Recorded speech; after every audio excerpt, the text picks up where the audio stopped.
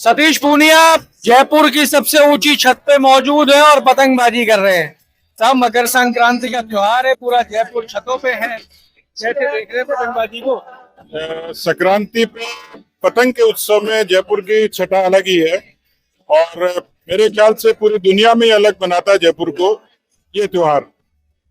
लोक परंपरा का आस्था का तो है ही, लेकिन हर साल हर समय इसकी रौनक बढ़ती जाती है।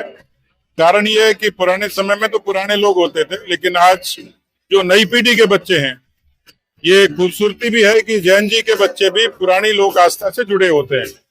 ये खूबसूरती है कि लोक परंपरा को भारत के समाज ने अक्षुण्ण रखा है। पतंगबाजी जो है साहब बड़ा हुनर का काम है और राजनीति भी बड़े हुनर का काम है। पतंगबाजी राजनीति गुर सिखा देती है या राजनीति पतंगबाजी के गुर सिखा देती है? देखिए, कुछ तो विरोधाभास है, कुछ साम्यताएं हैं। पतंग का कटना और पतंग का काटना ये हार जीत के जैसा है। जैसे सियासत के दांव पेच होते हैं, वैसे पतंगबाजी में भी होते हैं। आपको लंबे समय तक अपनी पतंग को बरकरार रखना है तो उसमें संयम, कंसंट्रेशन, ऊर्जा, उत्साह वो बरकरार रखना होता है। डोर हाथ में रहनी चाहिए। हाँ, निश्चित रूप से जब आप उड़ाएंगे तो डोर आपके हाथ में ही रहेगी, लेकिन उस डोर को संभाल के रखना ये हर व्यक्ति का एक फर्ज होता है।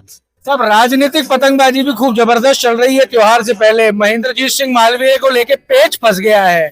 मालवीय कह रहे हैं मैं कांग्रेस में चला गया। भाजपा के प्रदेश अध्यक्ष कह रहे हैं मदन राठौड़ भाई हमारी बात हो रही है। अरुण जी कह रहे हैं पारिवारिक मामला है। कि रोड़ी लाल जी ने अलग ही बयान दिया। उन्होंने कहा है अगर वो रुक भी गया तो मैं उसको भाजपा का नहीं मानूंगा क्योंकि विचारधारा का नहीं है। आप कैसे देख रहे हो इस फंसी हुई पतंग को? देखिए, मेरे ख्याल से तो आज की दौर की राजनीति में कोई पुराना समय था जब पार्टियों को छोड़ना और दूसरी पार्टियों से जुड़ने को बुरा माना जाता था।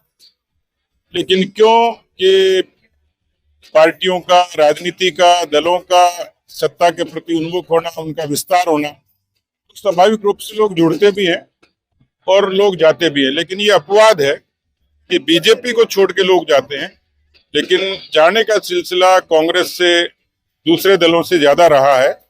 इसलिए यदि वो नहीं गए हैं तो भी ठीक है और गए हैं तो भी ठीक है। ये जा रहे हैं अगर और बीजेपी से जा रहे हैं, सत्ता है दोनों जगह, और अगर ये जा रहे हैं तो उसको आप किस तरीके से?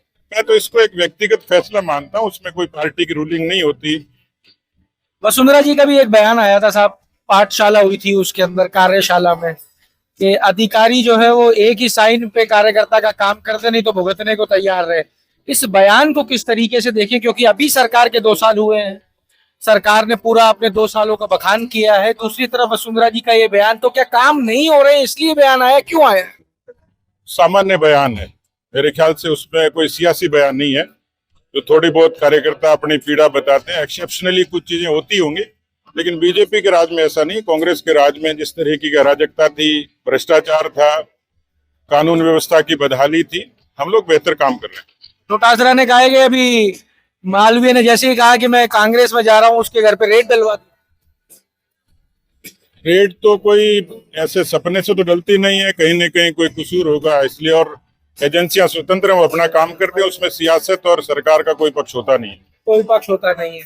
साहब देखिए, पतंगबाजी और राजनीति में लगभग समानताएं बताई हैं सतीश पूनिया ने। उन्होंने कहा है कि पतंगबाजी में भी और राजनीति में भी डोर अपने हाथ में होनी चाहिए। काटना और कटना ये जो है ये स्वभाव है, लेकिन ठीक है चलता रहेगा। वसुंधरा राजे के बयान पे कह दिया है कि ये एक सामान्य बयान है, सामान्य कार्यकर्ता की पीड़ा को समझते हुए बयान दिया है। बाकी त्योहार का आनंद ले रहे हैं, परिवार के साथ मौजूद हैं, पतंगबाजी कर रहे हैं।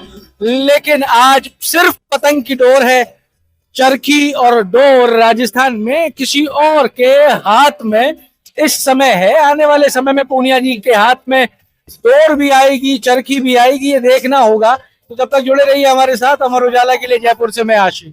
आपके राज्य की खबरें, आपके शहर की खबरें सबसे पहले जानने के लिए देखते रहें अमर उजाला। चैनल को सब्सक्राइब जरूर कर लें और पाएं हर अपडेट।